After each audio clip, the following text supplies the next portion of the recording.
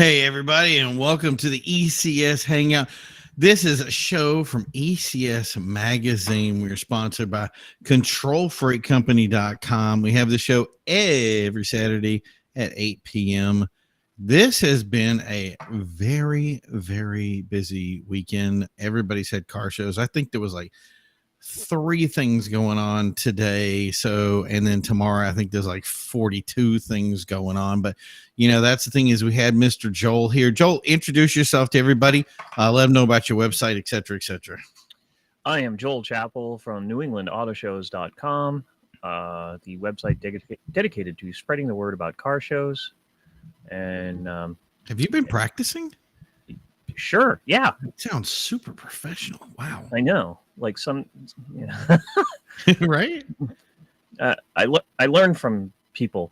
Yes, exactly. No, I think that we got should people that I learned from. Do they teach any lessons? Because I think I might need some.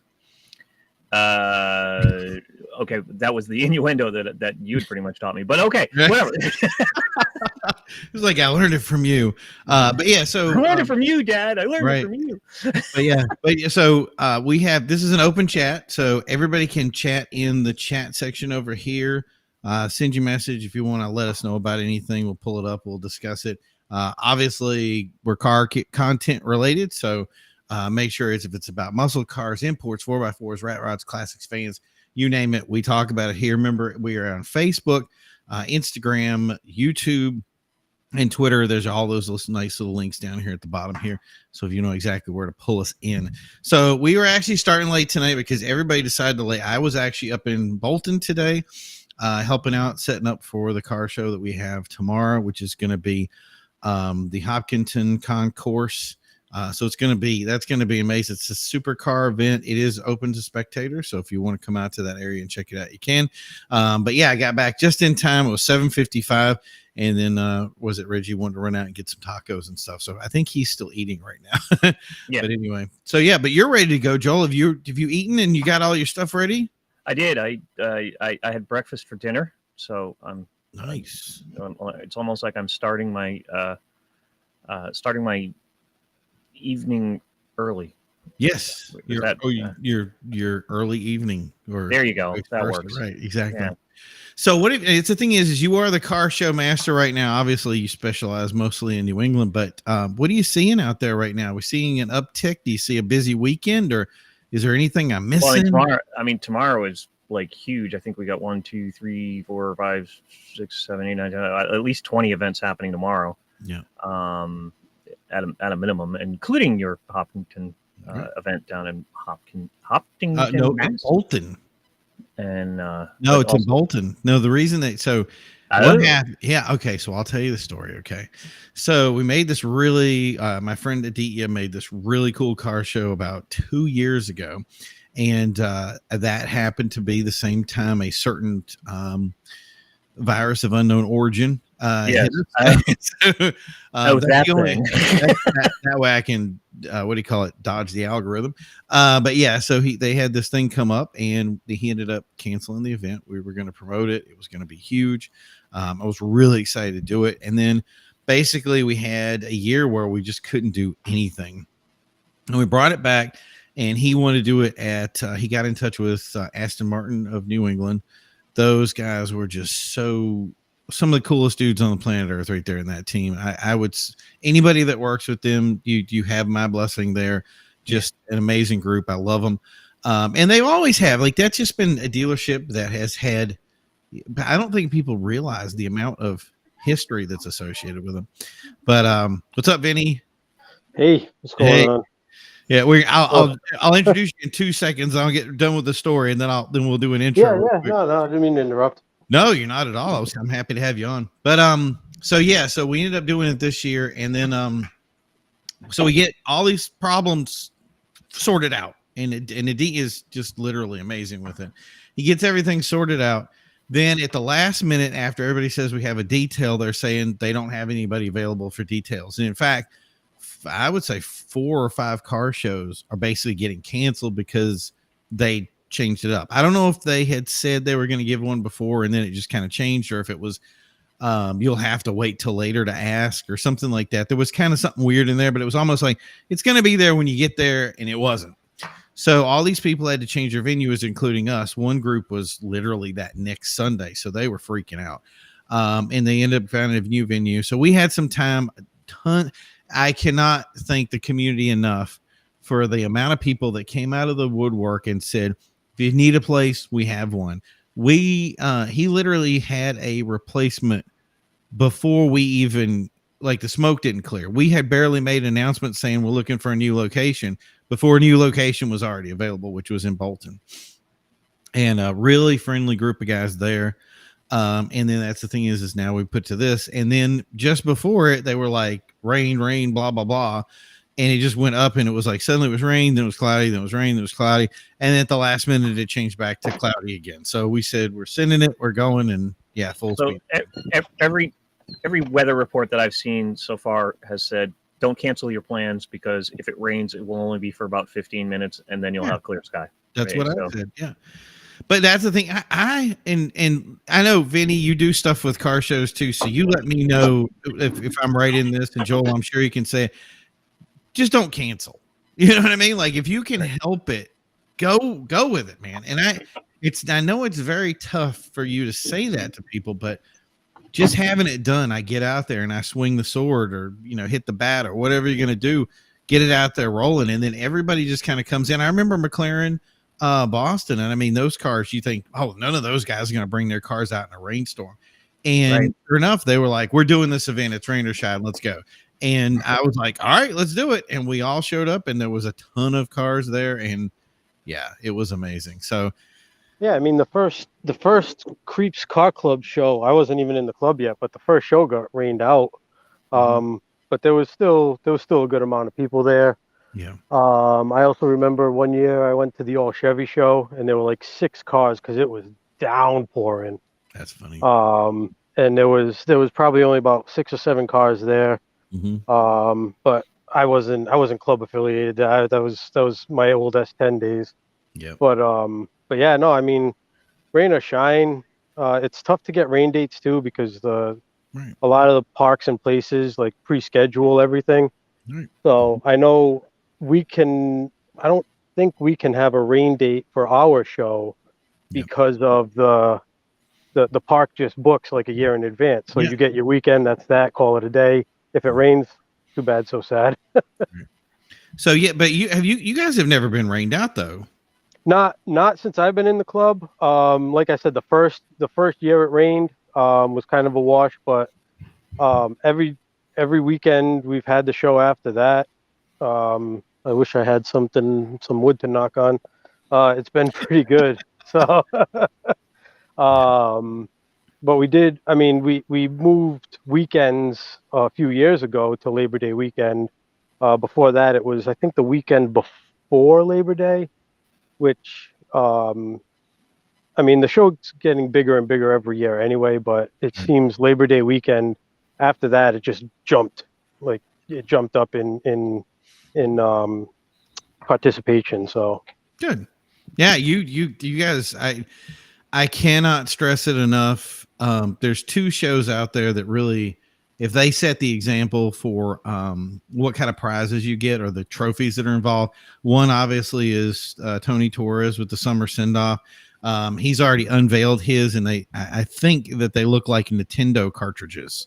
But they say like first, yeah, exactly. Like, wow. But yeah, the Creeps' show. Is it something on the hill? What's it called? Hot Rods on the hill. Nice. Yep.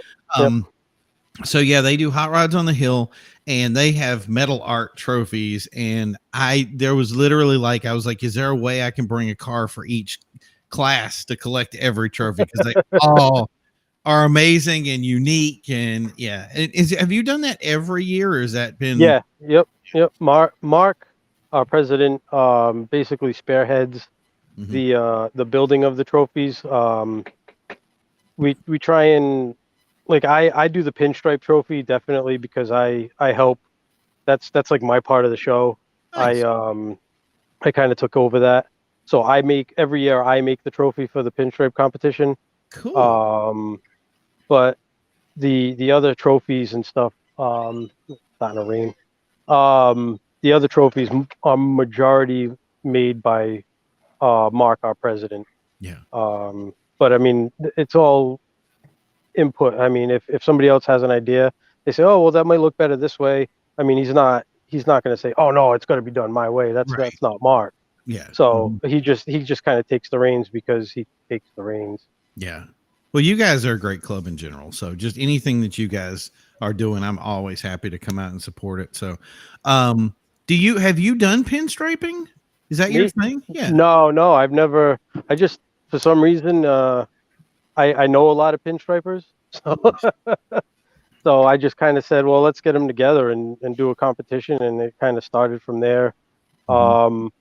Brian Cheney out of I think he lives in like Lakeville or something, out New Bedford way.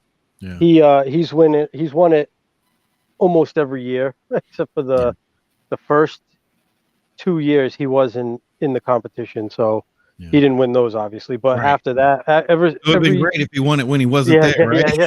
I wouldn't be surprised. He's been pulling them out. So he actually he messaged me. He's gonna be at the show I'm gonna be at tomorrow, but he did message me and say, look, I'm gonna bow out for this year because I'm running out of shelf space. Nice. So funny. He's gonna help me design the trophy. He wants to still have input in it and everything like that. Nice. So I said, all right, that's cool. We'll do that. One thing I love, we had a show for veterans a while back, and there was two guys actually. One guy that was he had an Audi R8 and it was blue, and he ended up selling the car and going with another car, and he literally, I don't know why he won. It just, no matter what he went to, he could go to a muscle car show, not even like, they're like, we don't even have a trophy for your car, and he would still win a trophy. It was weird. So we had a veteran show one time, and he was like, I don't know what to do with all these trophies. And I was like, why don't we just rebadge them? And he was like, that's a great idea. He just gave us and I'm talking like as tall as me trophies. Oh wow! Like, oh yeah, it was crazy. And we got it to him, and he had already ripped the badge stuff off, and he goes, I took a picture of them. I knew I won them. And but yeah, it was really great to have a show. And then we handed them all in a couple veteran choice stuff, and it was really fun to do. But I also want to add the battle in the Bama in Mobile, Alabama, coverage by ECS's Danny Lopez, and also Budweiser Super Show in Oklahoma. Tomorrow's coverage by ECS Brandon and Aaron, I believe. Brandon Aaron. But yeah, so those are two shows out there. So if you guys are in Oklahoma or Alabama, if you guys noticed, ECS did stream today live. We had our boy Reggie, which is why he's not on tonight. He was covering the event. I think he had some connectivity issues, but other than that, I mean, from what I was seeing on the stream, it looked amazing. So I'm hoping that we can get some more coverage like that on the page here. So if you have a chance, especially on YouTube, Facebook, remember Facebook is just like and follow. If you're on YouTube, like and subscribe, and hit the bell icon. I'm hiding here on YouTube, so Reggie is already gone. Great. But yeah, so like I said, if you guys have any comments out there, make sure you put them in the chat. We'll be addressing those tonight. So I was really wondering, it's something that's really kind of came up in the last couple of times. I always wonder, what is like the worst thing that you guys have ever had happen or seen or witnessed in a car show? Ooh. So I'll go ahead. Yeah. It actually happened to my car, and it really, yeah, I'm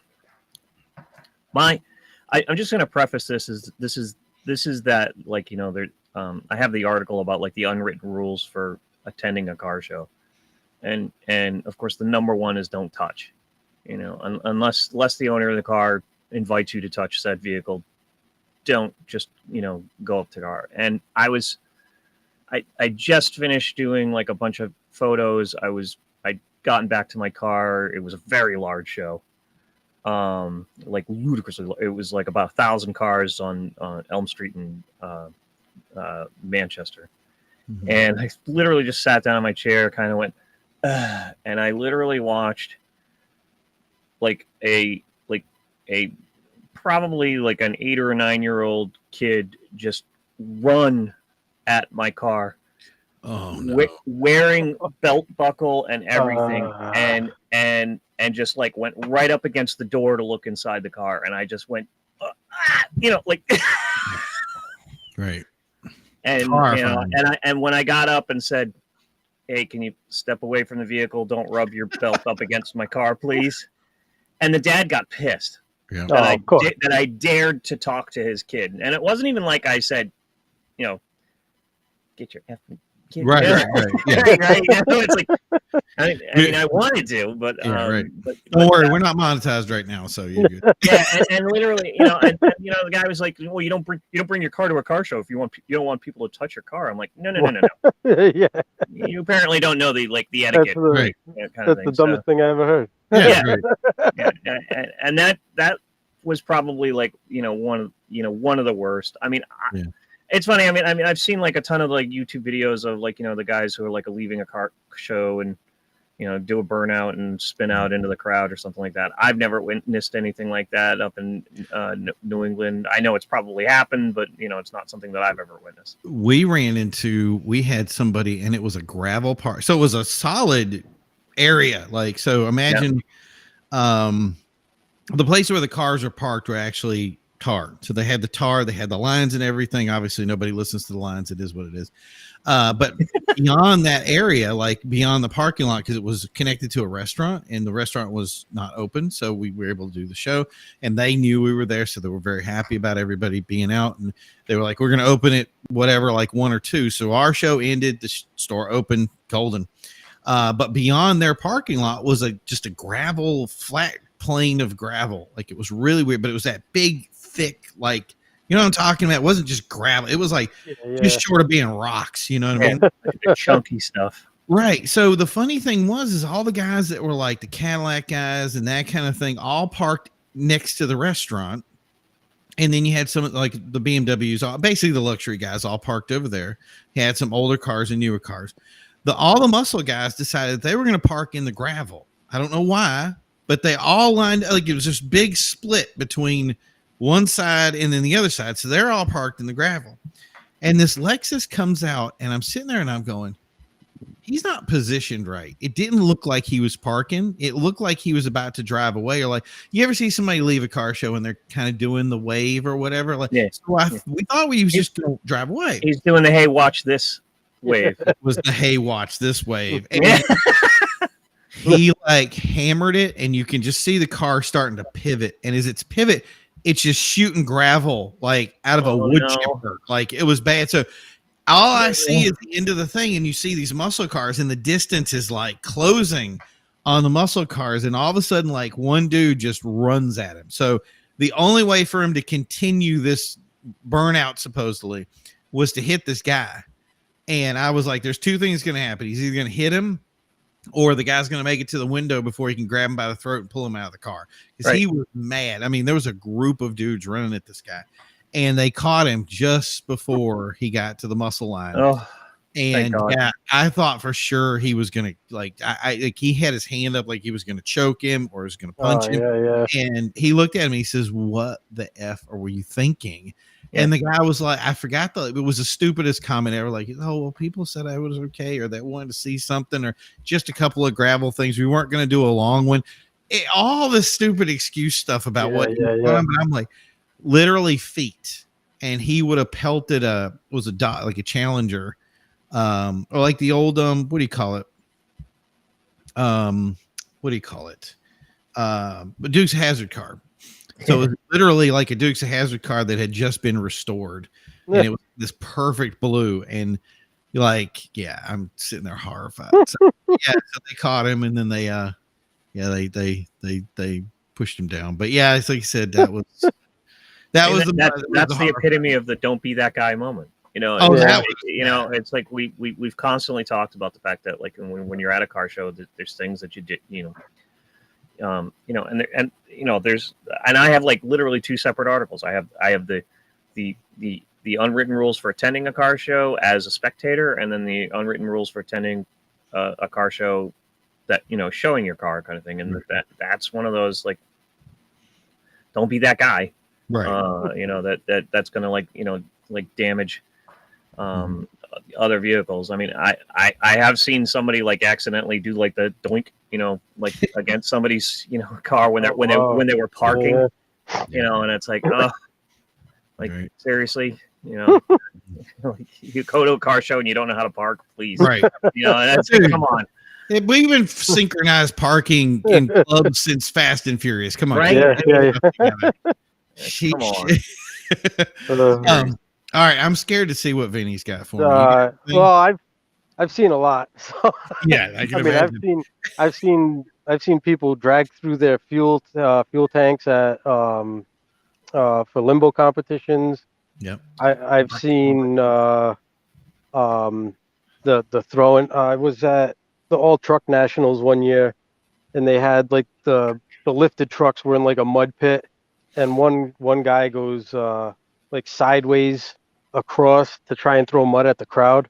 But as he's doing that, like a show truck was driving by the front of the stands, so got covered in mud and rocks. That guy was not happy. Wow. I've had rocks thrown at my truck leaving the magnetic mini bash one year. The truck in front of me was bagged, and we were leaving like a gravel road onto the pavement to get out of the park. And he got hung up, and instead of lifting the truck up, he just kicked the accelerator pedal a little extra and threw a bunch of rocks at my truck. Yeah, I mean, I've seen a lot. That's funny.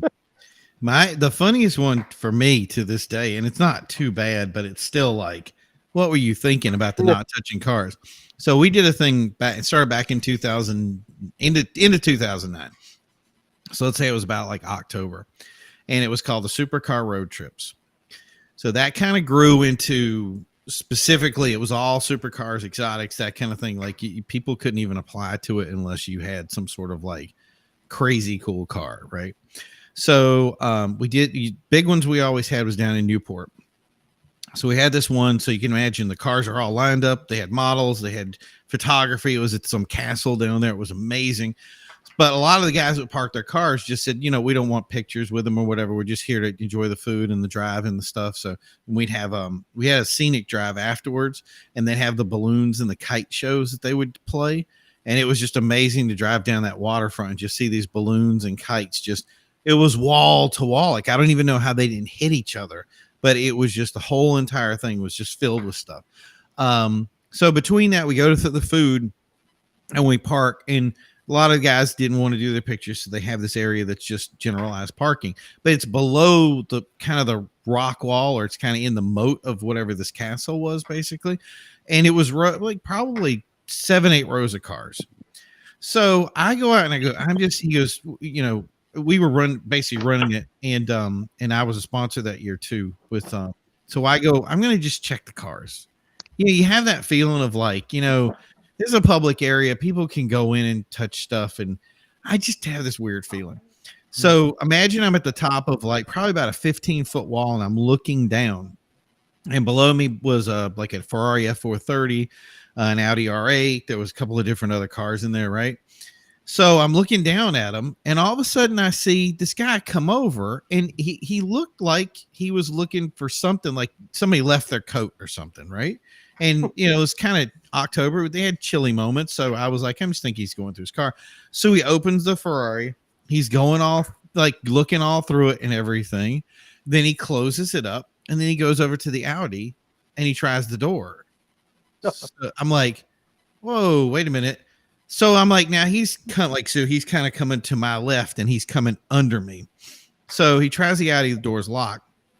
And I was like, okay, maybe that's his friend's car. I'm going to give him the benefit of the doubt. Nope. He comes around. There's another car. He's going to that door, and he's coming under me. And I'm looking down, and just before he gets his hands on the door, I was like, what'd you leave in your car? Like that. And he just looked straight up, deer in headlights. And I was like, oh, those aren't your cars, huh? And he was like, oh no, I was just looking inside of him. I wanted to see what the interior is. And I was like, you mean by behind the doors? Like, you went through that F430, buddy. Like, you were in the car checking out to see, like, you looking for change in the thing? What's the deal? Like, and I'm like, beat it, It was just so surreal. Like, who why would you do like going from? I can see somebody going up to a car. Like we did the shows up in Boston, and people going under the railings and sitting in the cars. I know it's bad, but like I understand it. A kid running under the thing and having his dad take pictures of it, that kind of thing. That it is what it is. I'm not too worried about that. But to try doors and go through somebody's car, like, what does it take to think of that and then think it's normal? I've had people like Joel was saying. Somebody said, like, if you brought your car to the car show, just expect people to touch it or go around it. I'm like, it's a private event, dude. Yeah. Whatever. I don't know. So yeah, that's a like a scenario of like I have a T-shirt that says I used to be a people person, but people changed that. Yes. and unfortunately, like that's exactly the the scenario that it's just like, what, you're the guy that ruins events, Right. and that's the kind of thing you just don't want to see at an event like that. Well, that's the thing I think you said before. It was like, don't be that guy.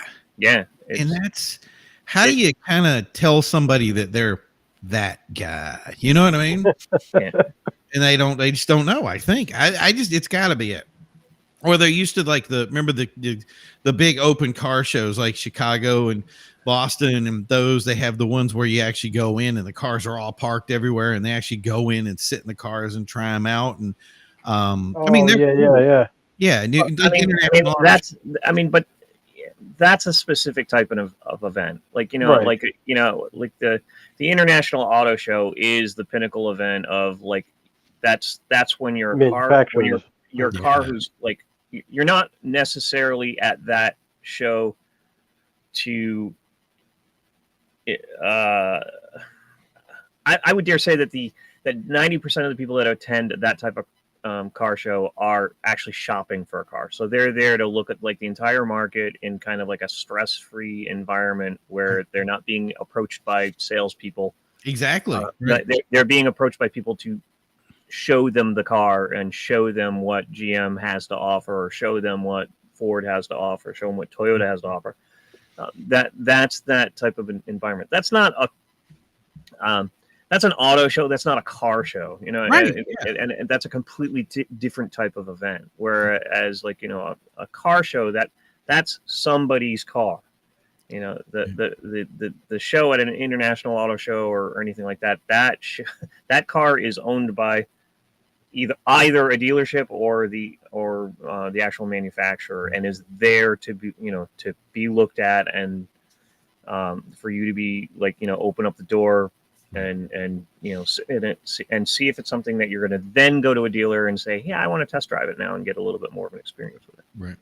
I just think it's funny because ECS, so Reggie is like, you can definitely tell everyone is at a show somewhere tonight or drunk. Right. But yeah, that's the thing. And Reggie's both. Yeah.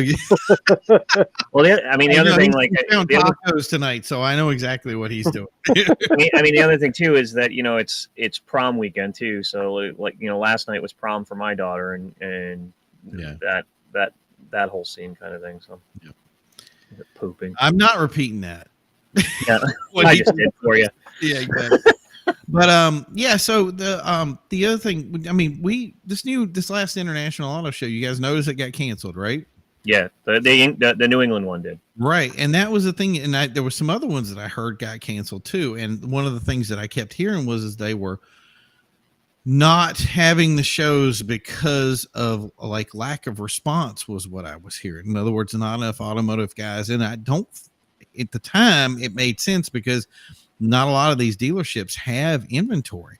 So the other day I thought that was the primary reason. At least that was what was for New England, is that they couldn't actually put cars out to be looked at. It was going to be, GM had almost nothing, and I think like Ford, they didn't even have an E-Mustang to throw out there. So right. Well, there's like two driving around my town they could have probably borrowed. Right. Well, I went past all the dealerships on the Auto Mile today. Yesterday. And we were going by, and I remember looking at it didn't really sink in. So like, the Toyota dealership, you see some cars out there, but then you start realizing like how lean the inventory is. but then I got to Honda, and I'm like, wow, the front 3 cars are Dodges. Yes. Yeah, I was just gonna say, if anything is out in front of like any of those, it's like they're used inventory. Yeah. Well, I always laugh too because, like, when the last one happened, I want to say it was 2008 or so. Remember when the whole gas thing happened and they were doing cash for clunkers and stuff like that? Yeah. People were literally bringing in cars that were, they go to a junkyard, get a car for $300 and then get 2,000. What did they used to do? The push it, tow it. Oh God, remember that? Oh, Yeah. The push pull or tow stuff was like 4,000. So yeah. Yeah, it's crazy. Like there's people will know that there's tricks to that. So, but anyway, but yeah, that was the more thing was at least that was a trick you could figure out with the government stuff. It was literally like, hey, I'm going to go to the place. I'm going to go to the junkyard. I'm in a car that's close enough to run it. I just need it to turn over. And then, hey, let's do push, pull, or tow, and then they bring it to the dealership and the government would pay them like, what was it? $2,000 to $4,000 or something. Yeah. Yeah. Well, the cash for clunkers was like it had to be less than 10 miles to the gallon, or something like that. It was a car that didn't have very good gas mileage. So then you see like the horror stories online. There was like people getting rid of like there was a couple of Typhoons, GMC Typhoons, like with the cash for clunkers written across the windshield, and like these people are getting rid of these high dollar collectible cars because they don't, I guess, maybe know what they have or found it somewhere. Well, that was the thing that got me, was because once you got your cash for clunker money, and that was something that they were concerned about because we were at a dealership at the time, and you had to guarantee, like, you poured this stuff in the gas tank, and it was basically like pouring sugar in. Engine, there was nothing left of that engine when you were done. So let me read some chats here. So Jay Johnson, I'm here just lounging and listening to some good conversations. Thank you, Jay. So sad when they pulled the cash for clunkers, lost a lot of good rides. Yes, totally. And then again, he says, exactly, such a tragedy. ECS Reggie, I finally got some YouTube friends. Sweet. I like YouTube friends. They're working. But yeah, that was the thing, is like you said, there was a thing to it, but it was still, it was weird. So what ended up happening was we'd have guys that would come in and they were looking, because the gas prices were, I mean, back then they weren't as high as they are now, funny enough, but they were getting up in the $4. And these guys would bring in these trucks. And I haven't, like, so if that was out there, the untechnical term for it is called buried. So what happens is when you owe more on your vehicle than you actually have that you can finance, in other words, a bank will give us a certain amount of money for that trade, if you will, to go towards the new car. We can only bury so much into the new car that you're purchasing. So a bank will finance more than the car effectively is worth. But that's the thing is you can hide what's called negative equity. So I'm behind in how my car is worth $20,000. I owe $30,000. It's right now, funny enough, that wasn't obtuse for the guys that were driving these trucks in. But normally it's like, oh yeah, I'm buried 2,000-3,000. You got a way of getting out of it. But these guys at trucks would run in, they'd want to get into something like some car with, at least 30-40 miles a gallon. The Prius, I remember, just was going like hotcakes. But it was guys in trucks that were driving up and trying to get it. And we had one guy, it was like $35,000 upside down in his truck, and he just could not. There was no way he was going to get out of that thing. And I felt so bad for him. And now you look out front, and what do you see? A bunch of Dodge Challengers. Yeah. And I'm sitting there thinking, okay, what Honda did they drive away with? Because you know what I mean? They're just trying to get out of them again. And I'm not in the business now. And I think I want to message some guys and just see how many people. And if you're out in the chat land there and you're seeing the thing, put it in the chat. If you've seen something like that, or you said, hey, I went to a dealership and I couldn't even get out of the car I was in. I think it's a lot different now because the way we purchase cars is a lot tighter. I mean, trucks are not still very expensive. People don't realize. Uh-oh, Reggie's back. I mean, I think the key though is I very much doubt that hey, you're showing. I very much doubt that the Challengers that are out there are like they're not Hellcats, you know. And, No, right. right, and they're No, because the Hellcat drivers can afford to Yeah, have can afford the gas. right. I mean, I make the joke like there was a guy that I work with, you know, who bought one, and I'm like, oh, you got a Challenger, and he goes, oh yeah, and I said, what motors it got in it? And he goes, oh, it's got the the Pentastar V6 in it, and I'm like, why'd you get a rental car? Like, why did you buy a rental car? I mean, why? Well, the V6 comes with the all-wheel drive, though. You can't get the Hemi with the all-wheel drive, I don't think. I did not know that. Yeah. So, I mean, and the V6 is, I mean, yeah, it's not the, I don't know. I kind of dig the idea of almost, what is it, three and a half at least, right? Coming out of a V6. Yeah, I it's mean, I want to say pretty it's like respectable. 320 plus or something like that. Yeah, I mean, you throw that in an all-wheel drive Challenger. I mean, it's not going to have the rumble. It's not going to have the sound, but I mean, it still makes a pretty good little car. Mm-hmm. Right. Really get easy. Okay, so Joel, when do we? I'm going to present it to you then. When do you buy the 6-cylinder Camaro? No. Never? And you don't buy the 4-cylinder Camaro either. Okay. I mean, I didn't even know it was a 4-cylinder. No, I mean, seriously. I mean, in all seriousness, I'm Googling in a second. No, there is. It's a EcoBoost. GM's version of an EcoBoost 4-cylinder that's in that thing, or in a couple of them, kind of thing. I mean, honestly, I don't. If I'm buying a Camaro, I'm buying a Camaro because I want the most powerful Camaro that you can get, or at a minimum the base model that you can get with a V8 in it that has the most power out of it. Well, here's the other question. So, and this is something that I get all the time, and I just it's always from something. Don't take this the wrong way. But it's always, this comment is always from somebody who is like not big into the car scene per se, but they're just there all the time. Is you just buy the 4-cylinder and you turbo it, or you buy this other car and you supercharge it, or you get Reggie to get a horror movie scene behind him and he jumps out of it.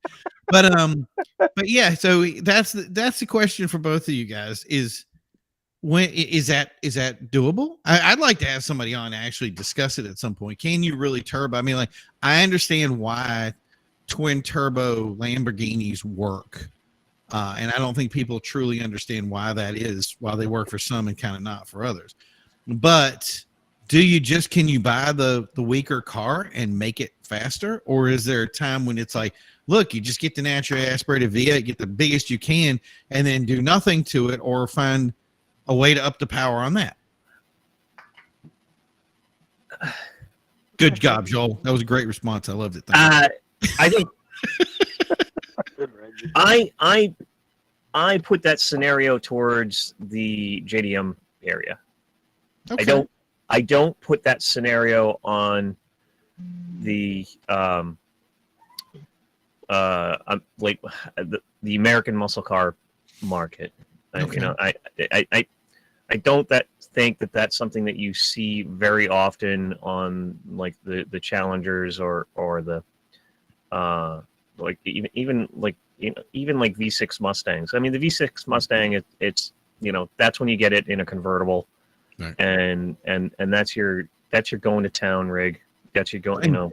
And the other thing I probably should clarify is that the person that's telling me this is not talking about an old car, because I mean, you get an old 350, we're going to supercharge this thing, we're going to do it. Yeah, that's stuff. Right. Yeah, let's do this, you know. But right. We're talking about cars that are brand new, especially like, and you were using like JDMs, Integras, and stuff like that, like just throw turbo on it. And I'm like, you know, there's a lot of difference in this world between just, you know, especially like, you know, supercharging a small block versus turbocharging a naturally aspirated, computer controlled car. Like supercharging a BMW right now is crazy because there's so much control, Vanos, all this other stuff that's going into it that's controlling how the air is flowing with the car. I think a lot of places don't even want to touch it. Go ahead, Vinnie. No, look, Vinny, stop picking his nose. Jeez. I mean, you got my like one of the guys I work with. He's got a Hemi Challenger, not a Scat Pack. It's a regular Hemi Challenger, Right. and he was toying with the idea of pro charging it, which would, I think he said, cost about, I think it was like $6,000 or $7,000.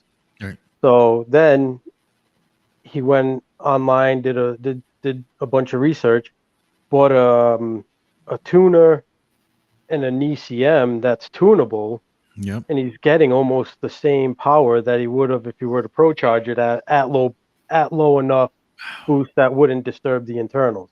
Yeah. So, I mean, and it's just by the computer. So, But how reliable is it really? You know what I'm saying? Like, I don't mean to. I want to hear it's reliable.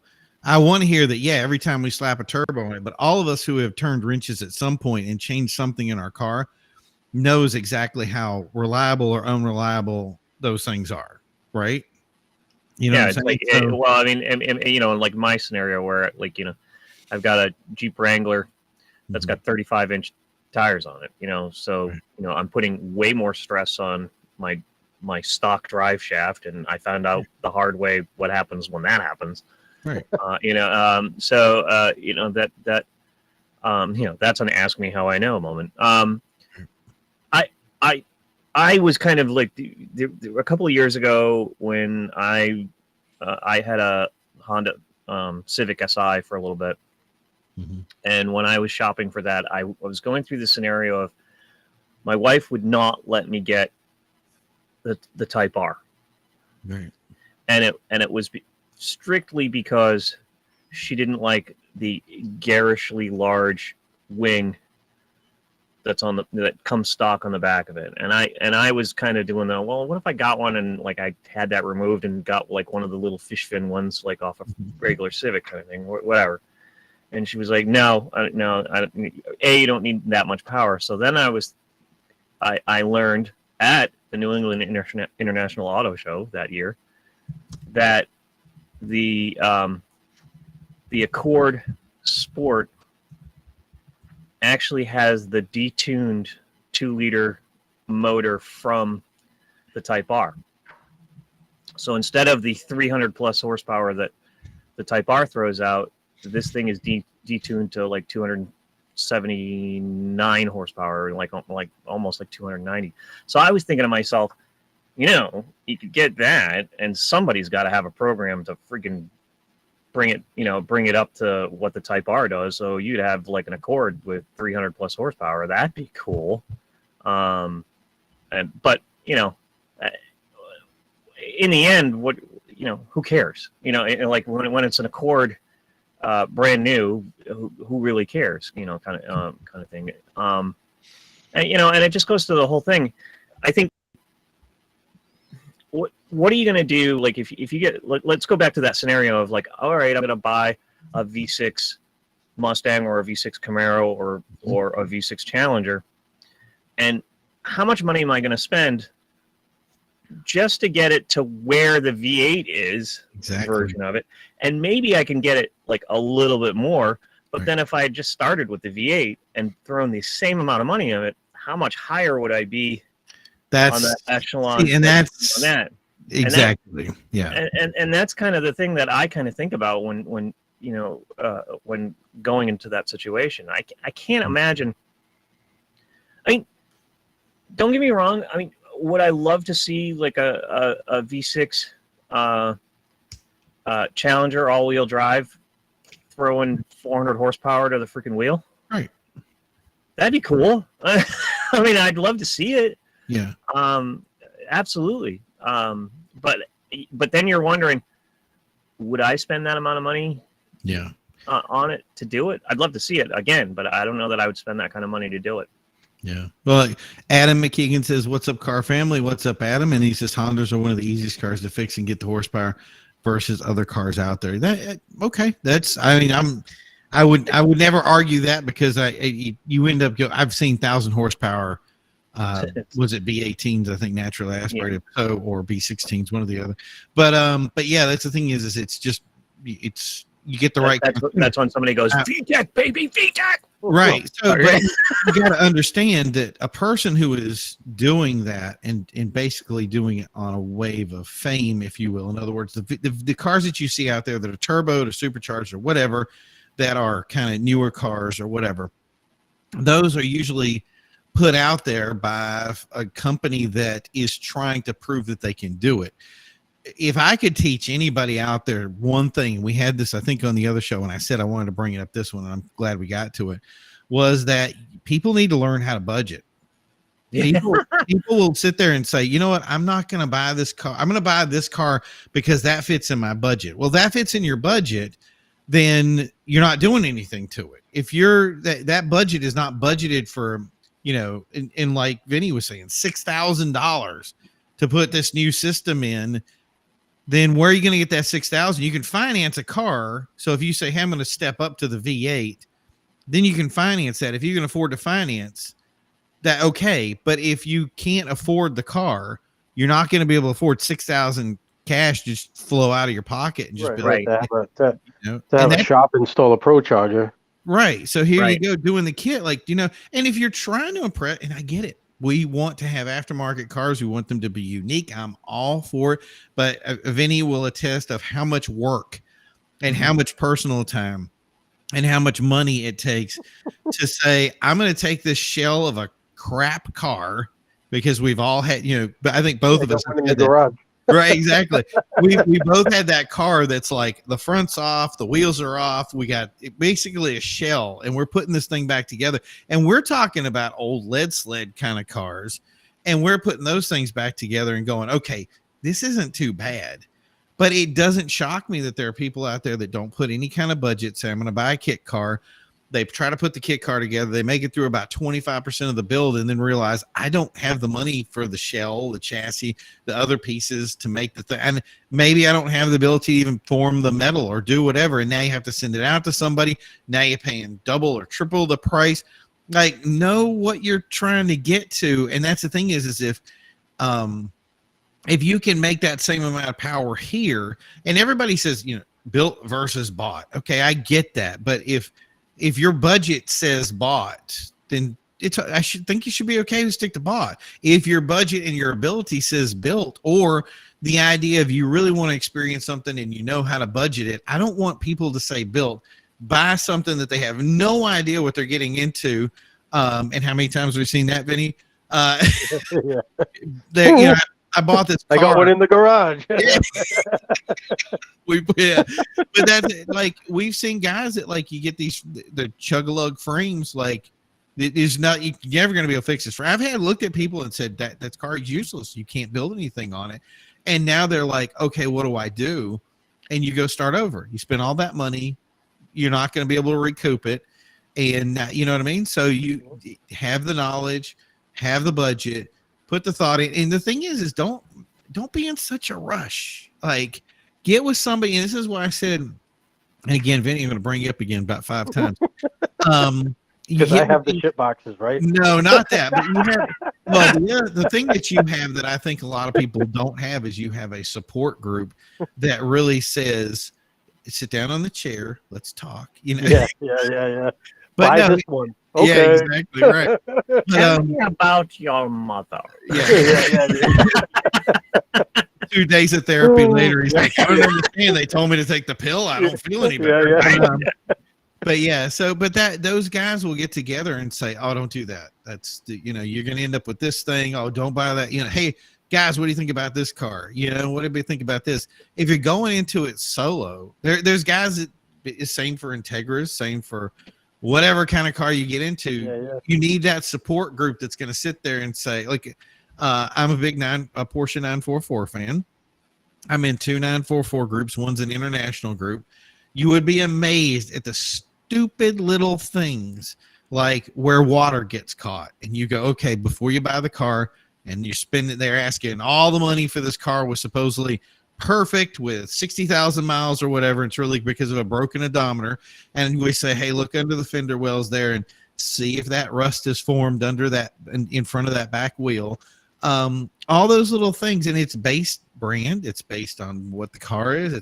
There's so much stuff, and once you get with that support group or group of people, then they're going to be able to tell you that stuff. But if you just rush in blind, there's guys that basically, I'll say it like this: there are rich guys out there that wanted to become collectors. They did not go to people who are professional collectors, like somebody like Wayne Carini or Steve Serio. Didn't talk to somebody like that and said, "Hey, I'm going to start collecting cars."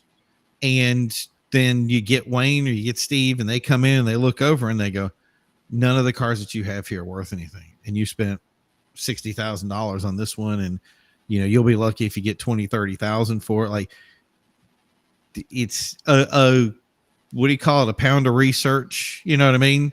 Will equal a lot. Well, I mean, but there's also lustfulness of the eye, right? Can often get get a person in trouble. I mean, I don't want this broadcast to be like one of those discouragement of somebody who might have like a passion to take on a project, right. of something. I mean, because let's be Have honest, a plan. right?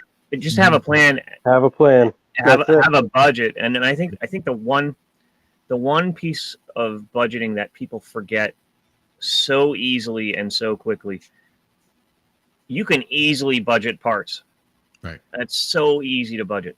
What you can't budget easily is labor. No. Right. And I'm not just talking on the going outside to either somebody else, like, I don't know how to weld that well. So, and I'll say budget skill too. Right. Like, exactly. Right. But I often do the thing where I actually say, how much do I pay myself? Yeah. Right. Right. And so if it's going to take me, like, I've always made the joke of, like, when it comes to plumbing, yeah, I hate plumbing. I despise plumbing. Right. It's just like anything that, like, if I touch something that's plumbing, it's going to start leaking. It's a guarantee. and I literally do that. We know about plumbing too, don't we? Right. Yeah. and I will literally do that thing where it's like, I'm going to pay myself $40 to $50 an hour. How long is it going to take me to find my tools to attempt this project? How long is it going to take me to make sure I have the parts to attempt this project? Mm-hmm. And if it's going to cost me myself in labor more than $100 worth of labor, I can pay a plumber to do it in 20 minutes. Right.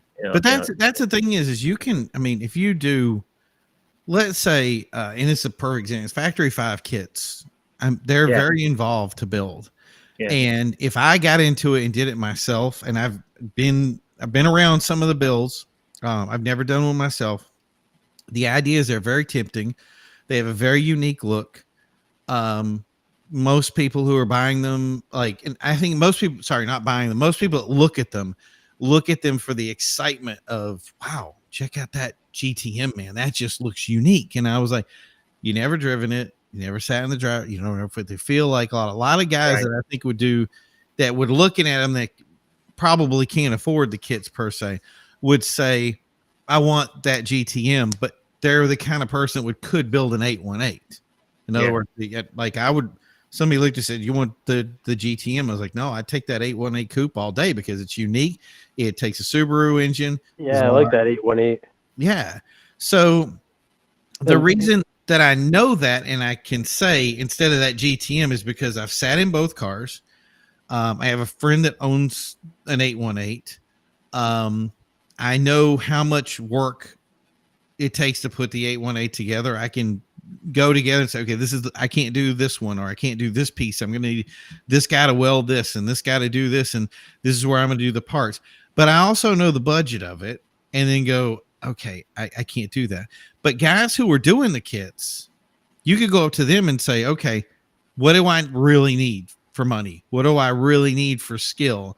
And the guys they do a little bit of research, who know that, like, Vinnie could bust out a kit car, no problem, if he was. One of the guys in the club has one of the Factory 533s. Right. Yeah. It's a gorgeous car. It's a race car. My neighbor literally a race car. Yeah. my neighbor down the street literally built a factory 5 33 in under a year. Yeah.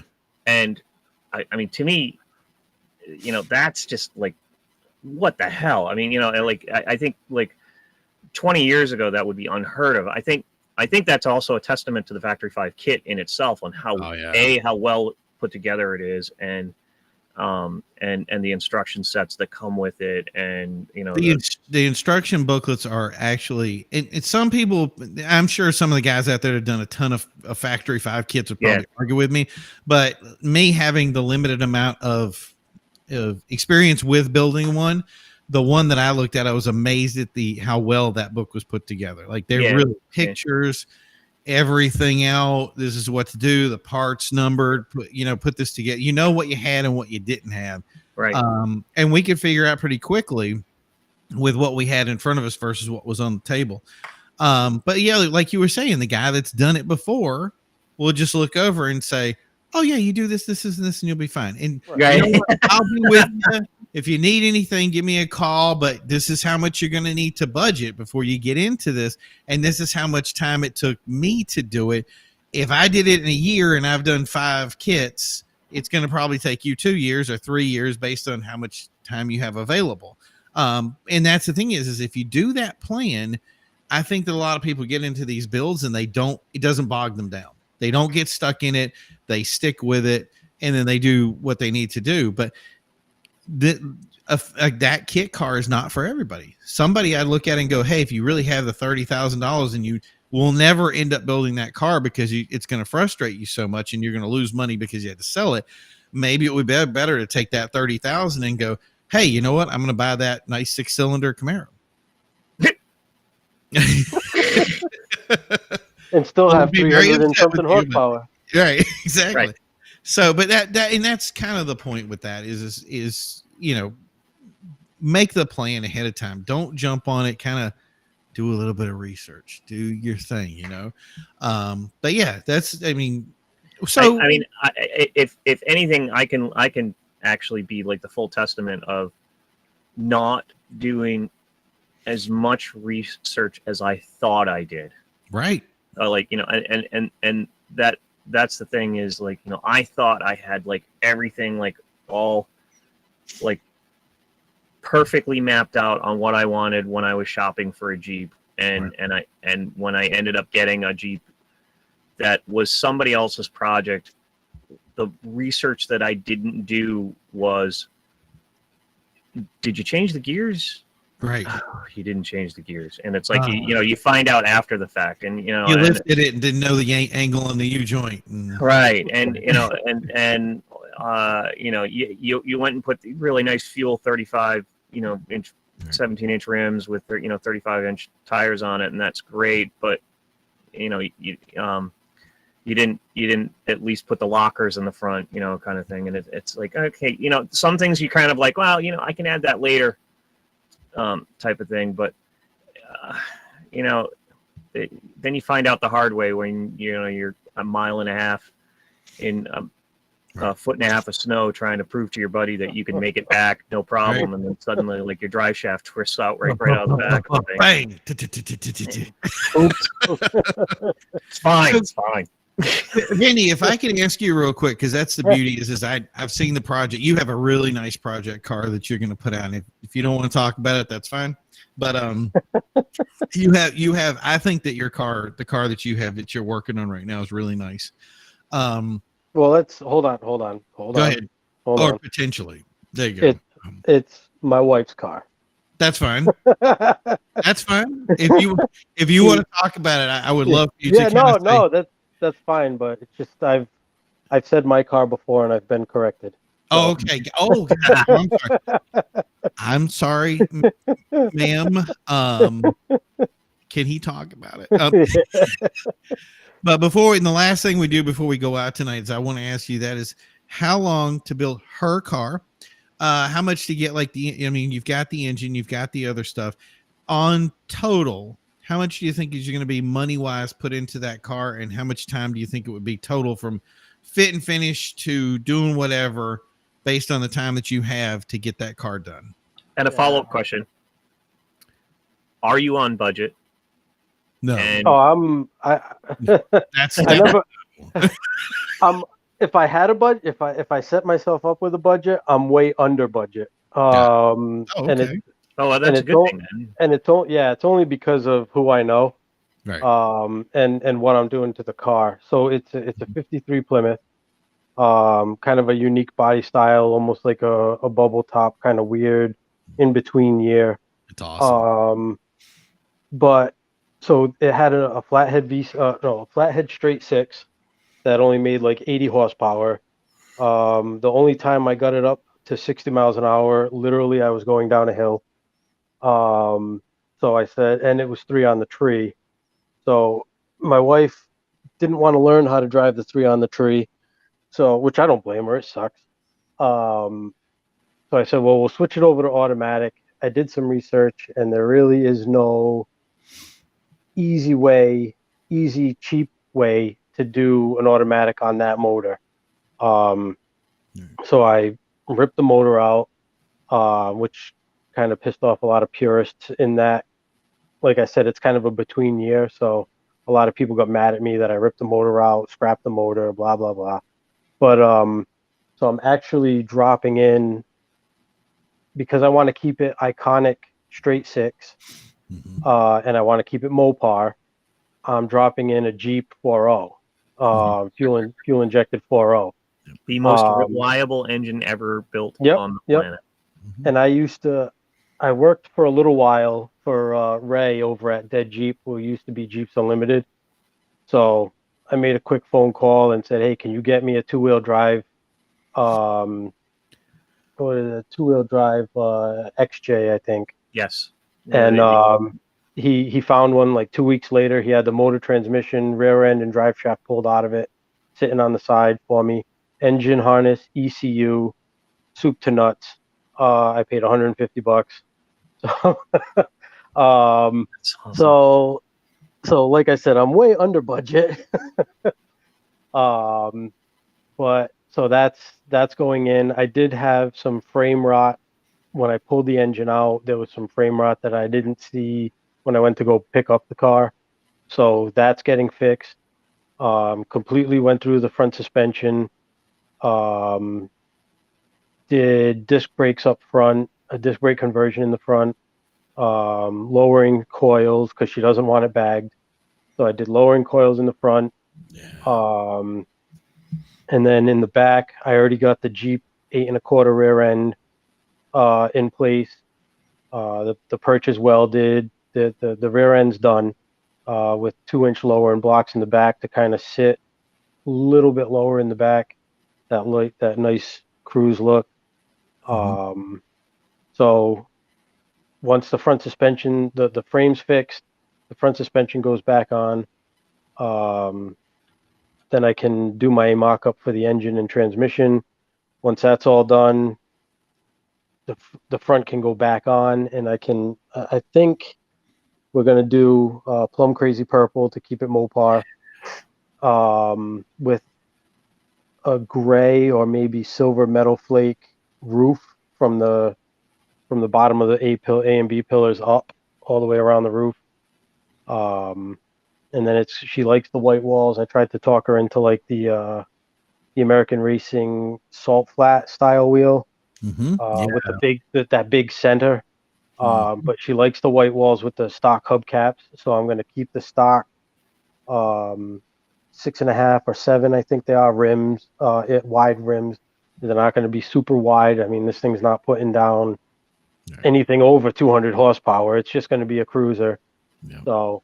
I mean, stock the 4-liter puts 190 or something like that. Yeah, right. Which I mean, it's got gobs and gobs of torque. Right. Though, right. Right. So I mean, I've already doubled my horsepower from the stock engine anyway. So, so yeah, it's. I honestly couldn't tell you when it'll be painted. I was hoping to have it at the Creep Show this year for Labor Day weekend. We'll see how that goes because I got a lot of house projects that I gotta do too. So You got one of my projects now too. So Yeah, yeah. I gotta tell you, based on your description, I'm like really excited to see this car. I Oh, want I'm to see it telling really you, dude. bad. Like I want to see Sitting this there really bad. explaining it to me, and I am like, just If you're I'm on, just like, oh, I can see it coming together. Oh, it's Yeah. so beautiful. It's It's such a great choice. on, I love the choice of putting the Jeep motor in it to keep it somewhat pure. That's such a great idea. yeah, And I you know and you know, just because I'm like a Jeep fan anyway, so it's so it kind of tugs at the heartstrings a little bit. But yeah. I mean, I was never really even just a Mopar guy, but it's funny because we have an '08 Grand Cherokee, which I drive. We have the Plymouth. We have my my '49 Chevy truck, and then we have 17 or 18. I think it's an 18 Traverse. That's my wife's car. The two Chevys are registered in my name. The two Mopars are registered in my wife's name. it's funny. So, but the yeah, I mean, if you're on the New England, I think it's the New England Mopar because I was on the Rhode Island Mopar one, but I left that group. But if you're in the New England Mopar group, it's I don't post too often, but I do post here and there on that one, on that car. So if you're on that group, then you'll see more builds, but more build progress. But I know you and I are friends on social media anyway, so Yeah. there is, I believe, I have its own folder if you go through my pictures. Um, Yeah. I haven't worked on it in a while. I've been building, finishing up the deck off the back of the house. So Poor deck. yeah, I'm, I'm building. Why'd you I'm go in to building do that? All you got to just do is trim the bushes around. It'll be bigger. Don't worry Yeah, it'll about be bigger. Just buy little small bushes. Yeah. That's funny. The smaller bushes Hey, out look there. at She what we looks did bigger. so good. It looks perfect. I only have a single car garage, which I'm building this thing in. So it's pushed as far back up against the wall as it can possibly go. And right now, my table saw, my miter saw, everything to build the deck is in front of the car. So Let me put it like this, Joel. At some point, he's going to teach me space management, and when he does, I'm going to be amazing. I can't wait for the deck to be done so I can put the saws back in the basement and I can have my garage back. All right, guys. I would love to go on forever, but at some point, Reggie has to go to sleep. So, and when I got, He hasn't been talking anyway. Just kick him off. I know, look at, hey, can we have where's the button? All right. No, but I want to thank Vinnie for the Creeps for coming on tonight and talking with us and sharing about his awesome project. Joel from NewEnglandAutoShows.com. Did I say that right? Yes, you did. I am really getting this You're- now. If you're I can just starting get to your find name it. right. See, it's actually like behind me. Oh yeah, right. Yeah. Oh, it's not. There it goes. But yeah, I want to thank you for coming on. Reggie, do you have any parting words for tonight? Oh yeah, I might haven't been talking that much tonight, but Vinny, wait till you see next Saturday. The whole time y'all been talking, I've been setting up for next Saturday. I'm not even going to say what it is yet. We're going to have an interesting one next weekend. Very interesting one. I'm busy that weekend. See, It'll be on recording. it was almost like he made the move. He was like, "Oh, I can't be available for that." You're going to Yeah. To be honest, I knew this one wasn't going to be that big. There's so many freaking car shows going on right now this weekend for some reason. It was what 80, 90 degrees almost everywhere you went, you know. So sweating like crazy, man. It was amazing. But anyway, yeah. All right. So you good? You good, Reg? oh, I'm great. All right, perfect. So this is your host Primo. Remember, every Saturday 8 p.m. we have, and as Reggie just said, we're gonna have an amazing show next week. Everything getting prepped this week. Like I said, we understood everybody was busy. So if you don't get to see this now, remember it's still active. You can go back and watch it. Make sure you comment. Make sure you share the video out there to let your friends know what's up. And we'll be back next week at 8. Remember, this is the ECS Magazine Hangout. Check us out on Facebook, Instagram, YouTube, Twitter, sponsored by Control Freak. That's controlfreakcompany.com. And yeah, thanks everybody for coming on, and we will see you next week. You guys have a great night.